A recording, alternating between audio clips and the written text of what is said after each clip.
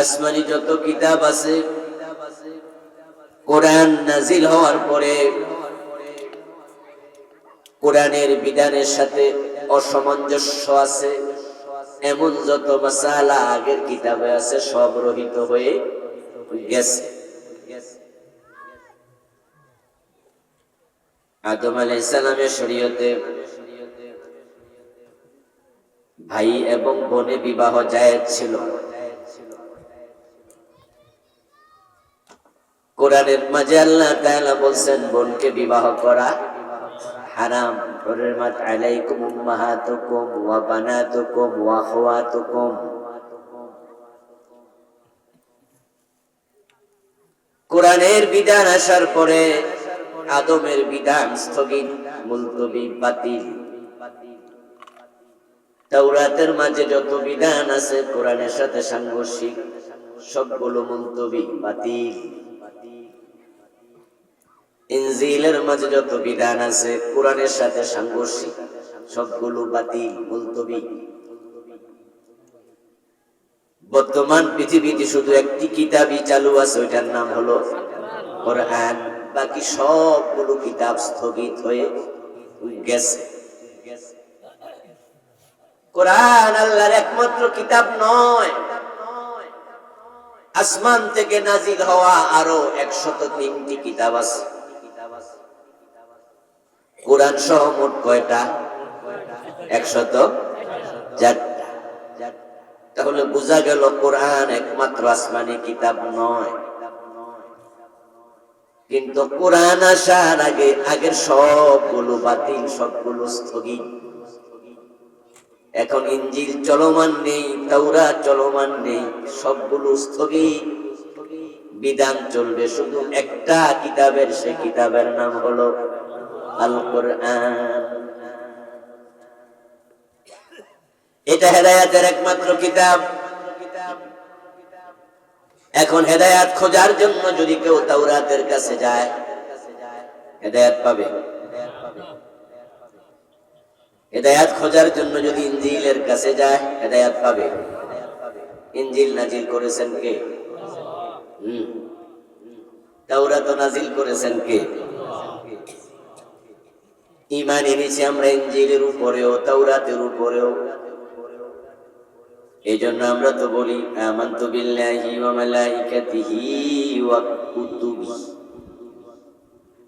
কুতুব এক বছর না বহু বছর?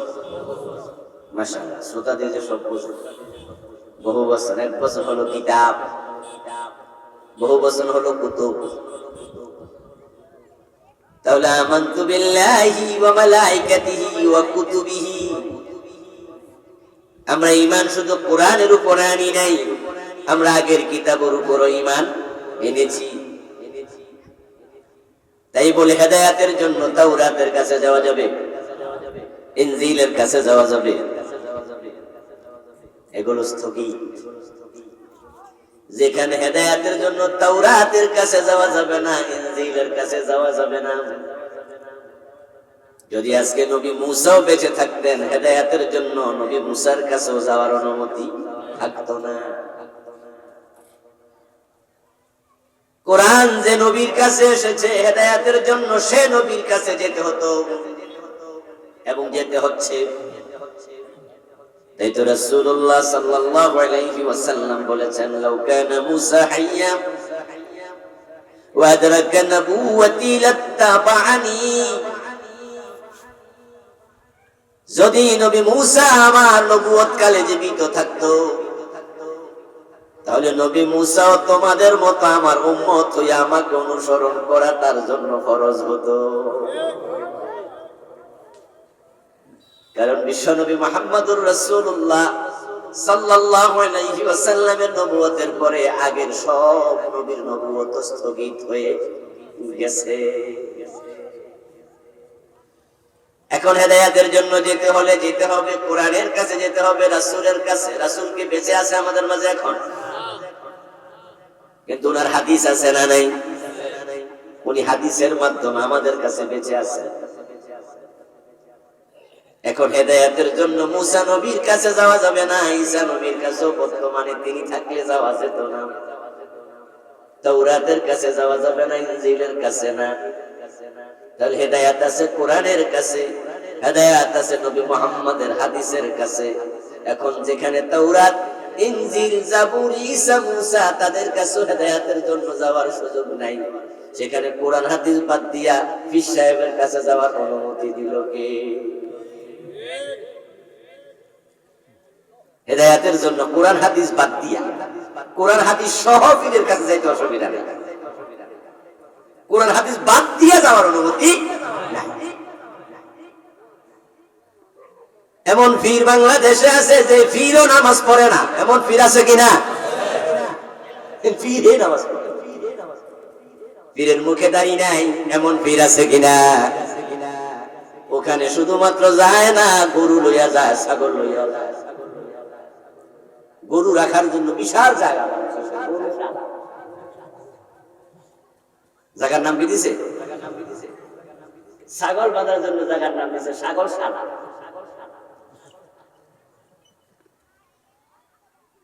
হেদায়েতের জন্য তুমি যাচ্ছ যার কাছে তার দাড়ি নাই, যার নামাজ নাই, যার পর্দা নাই, পশিদা নাই, যে পীর পায়ে সেজদা নাই, ওই পীরের দরবারেও মুরিদ আছে কিনা? কথা বলেন ভাই, আছে? যে পীর সেজদা নেই তার দরবারে মুরিদ নাই? আজীব মানুষ। قال النبي صلى الله عليه وسلم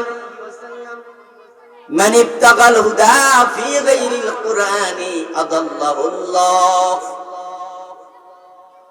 প্রিয় নবীজি বলেছেন, যে ব্যক্তি কোরআন বাদ দিয়া, রাসূলকে বাদ দিয়া, হাদিস বাদ দিয়া হেদায়েতের জন্য অন্য কোথাও যায়, আদাল্লাহুল্লাহ, তাকে আল্লাহ নিজে পথ হারা করে ছেড়ে দেয়। আদাল্লা, দাল্লা, আদাল্লা। দল্লা মানে পথ হারা হয়, আর আদাল্লা মানে পথ হারা করে দেয়। আসার খাইয়া পড়ছেন, পিছলা খাইয়া পড়ছেন, একটা হলো ধাক্কা দিয়া ফালাই দিছে, দুইটা কি এক জিনিস? দল্লা মানে পথ হারা হওয়া, আর আদাল্লা মানে পথ হারা করে দেয়া। আপনি যদি কোথাও পথ হারান, ধরেন আপনি নান্দাই যাবেন, আপনি রাস্তা চিনেন না, ভুল এক রাস্তায় ঢুকে গেছে, তাহলে আপনি মানুষের জিগাইলে আবার রাস্তা খুঁজে পাওয়ার সম্ভাবনাও আছে। আপনি পথ হারা হলেন, আবার পথ খুঁজেও পেতে পারেন, কিন্তু আল্লাহ যারে পথ হারা করে দেয়, তাকে পথ দেওয়ার ক্ষমতা পৃথিবীর কারো আর নাই। পথ হারা হওয়া আর আল্লাহ পথ হারা করে দেয়া, দুইটা কি এক জিনিস? মান ইত্তাকাল হুদা ফি গায়রিল কুরআনি আদাল্লাহুল্লাহ। সুনান তিরমিজির হাদিস, প্রিয় নবী বলেন, যে ব্যক্তি আল্লাহ ছাড়া কোরআন হাদিস বাদ দিয়া হেদায়েত পাওয়ার জন্য অন্য কারো কাছে যায়, আল্লাহ তার উপরে এত রেগে যায়, এত ক্ষেপে যায়, তারে আল্লাহ নিজ দায়িত্বে নিজে তারে পথ হারা করে ছেড়ে দেয়। তাকে পথ দেওয়ার ক্ষমতা দুনিয়ার কোনো মানুষের, কোনো কিতাবেরও আর নাই। এই জন্য যারা আল্লাহকে নাখোশ করতে না চায়, ভালো করে দাও, কথা কইছিল, গরমকাল কেমে যেতেছি,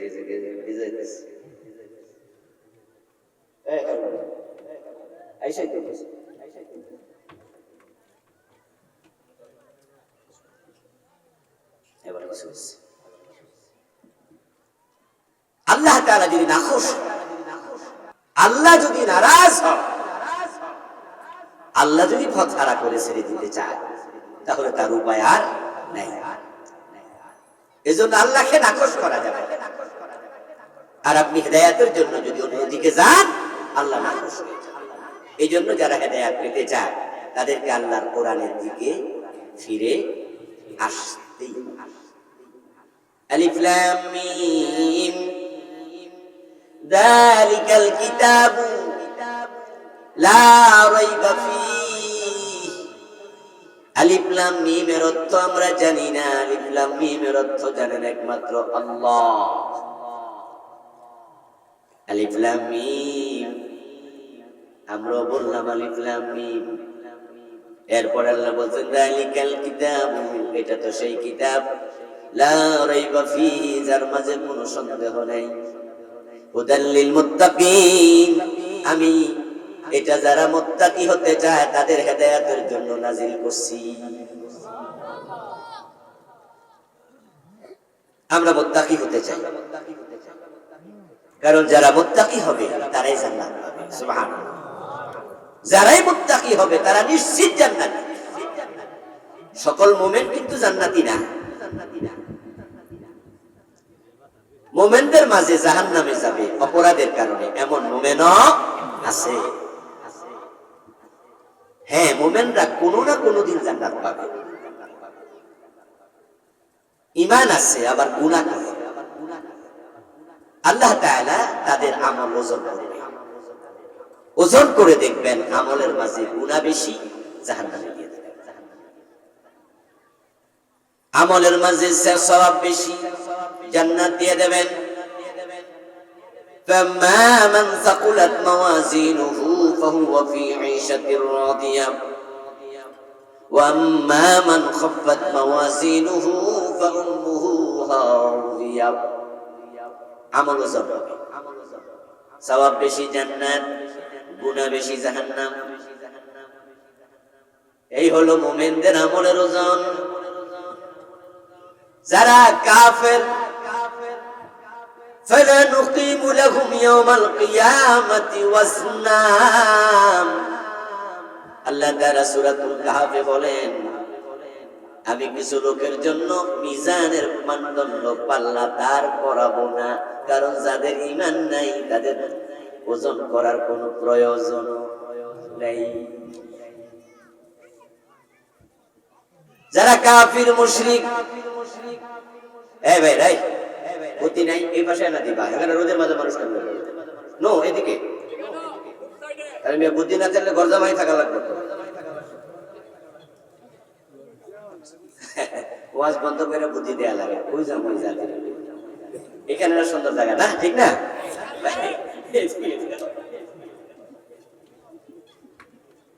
মাশাআল্লাহ, ইতিমধ্যে কিন্তু প্যান্ডেল পড়ে গেছে, আলহামদুলিল্লাহ। এখন আপনারা যারা মাঝখানে ফাঁকা জায়গা রাখছেন, আপনারা একটু ফিল আপ করবেন নি ভাই, তাইলে অন্যদের উপকার হইতো আর কি। এই যে ফাঁকা জায়গা আছে, তোমরা ছোট ভাইরা একটু আগাও, মুরব্বীরা মেহরবানি করে একটু একটু আগে যান, জিকির করেন লা ইলাহা ইল্লাল্লাহ, লা ইলাহা ইল্লাল্লাহ। মাশাআল্লাহ, নড়াচড়া করেন। লা ইলাহা ইল্লাল্লাহ।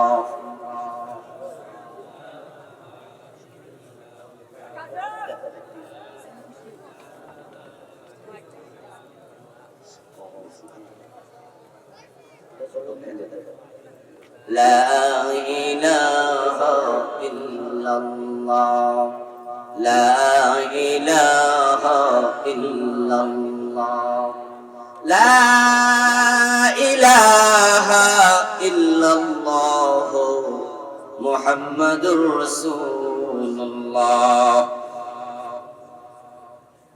আমার প্রিয় ভাইয়েরা, বলছিলাম আমল যাদের ভালো, সওয়াব বেশি তারা জান্নাতি, গুনাহ বেশি তারা জাহান্নামী। আর যাদের ঈমান নাই তাদের জন্য হিসাবেরও প্রয়োজন নাই, তারা বিনা হিসাবে বিনা মাফে জাহান্নামী। তাহলে মুমিনরা দুই দলে বিভক্ত হলো, ঈমানও আছে আমলও আছে বেশি জান্নাতি, ঈমান আছে কিন্তু আমল কম জাহান্নামী। তারা আবার বিভিন্ন মেয়াদি শাস্তি ভোগ করার পরে আল্লাহ জাহান্নাম থেকে ঈমানদারদেরকে মুক্তি দিয়া দিয়া জান্নাতেও দিতে থাকবেন। আর যারা মুত্তাকি তারা কেউ জাহান্নামী হবে না। সুবহানাল্লাহ পড়েন। আল্লাহ তাআলার কাছে পৌঁছার জন্য মানুষের চারটা স্তর আছে, চারটা ভাগ আছে। আল্লাহর কাছে পৌঁছার জন্য এক নাম্বার ভাগ, প্রথম স্তর ঈমান, দ্বিতীয় স্তর ইসলাম, তৃতীয় স্তর তাকওয়া, 4 নাম্বার স্তর ইহসান।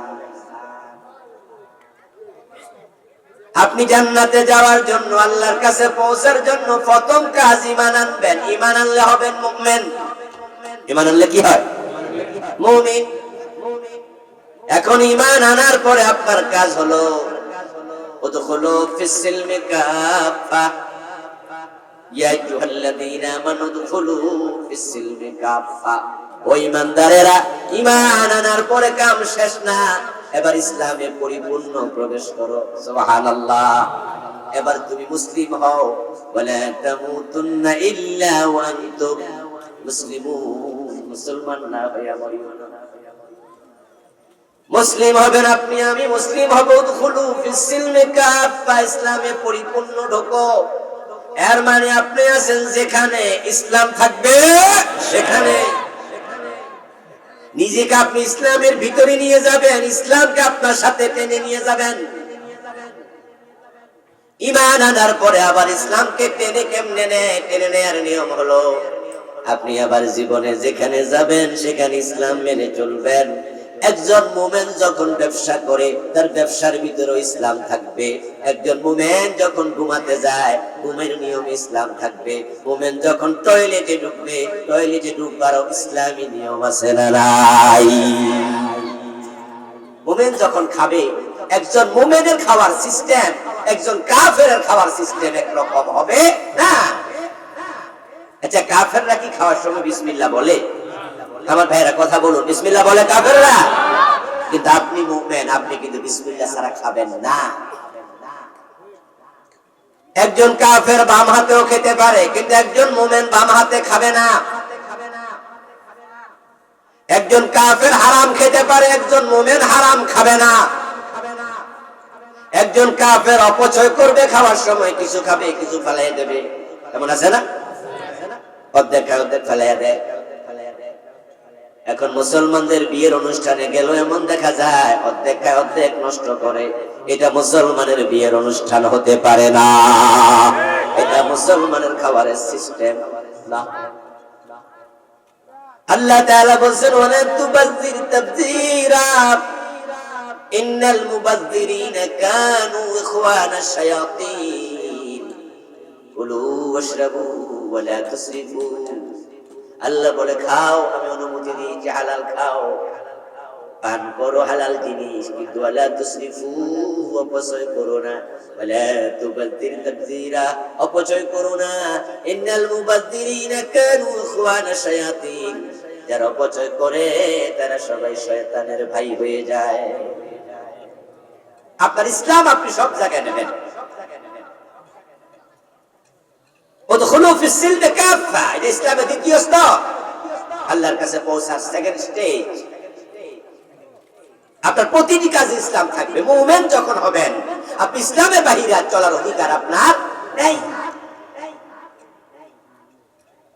قال النبي صلى الله عليه وسلم المؤمن كالجمل الأنيف حيثما قيد ينقاد। প্রিয় নবীজি বলেছেন, মুমিন তো হলো সেই ওটের মতো, যে ওটের নাকের ভিতরে মালিক রশি ঢুকাইয়া দিছে। ওটের নাকের ভিতরে মালিক যদি রশি ঢুকাইয়া দেয়, আপনারা একটু জবাব দেন তো, ওই ওট কি স্বাধীন না পরাধীন? মন মতো চলে না, মালিকের ডান মতো। নাকের ভিতরে রশি উল্টা পাল্টা চললে নাক ছিঁড়ে যাবে, নাকে ব্যথা পাবেন। নাকের মাঝে হাড্ডি নেই। এখন যদি ছিদ্র করে রশি ঢুকাইয়া দেয় আর ওট উল্টা পাল্টা চলে, রশি টানের কারণে নাকের চামড়া ছিঁড়ে যাবে, ব্যথা পাবে। আল্লাহর প্রতি ঈমান আনার পরে সে ওটের মতো হও। আল্লাহ এবার যা বলে তা শোনো। উদখুলু ফিস সিলমি কাফা, ইসলামে পুরা ঢোকো। তুমি থাকবা যেখানে, ইসলাম থাকবে সেখানে। মসজিদে ঢুকবা ডান পা দিয়া, বের হবা বাম পা দিয়া। আল্লাহু আকবার বলে নামাজ শুরু করবা, সালাম ফিরে নামাজ শেষ করবা। ও নামাজি, আবার নামাজ শেষে দোকানে যখন বসবা, ওজনে কম দিও না, মালে ভেজাল দিও না। ও নামাজি, নামাজ শেষে যখন আদালতে হাকিম হয়ে বসবা, তখন তুমি কোরআনের আইন বাদ দিয়া শুধু ব্রিটিশ আইনের রায় দিবা, কোনো অসুবিধা নাই, ঠিক না? অসুবিধা আছে? আপনার ইসলাম সব জায়গায় নিতে হবে, আদালতে নিলেন না, 52 বছর চলে গেল।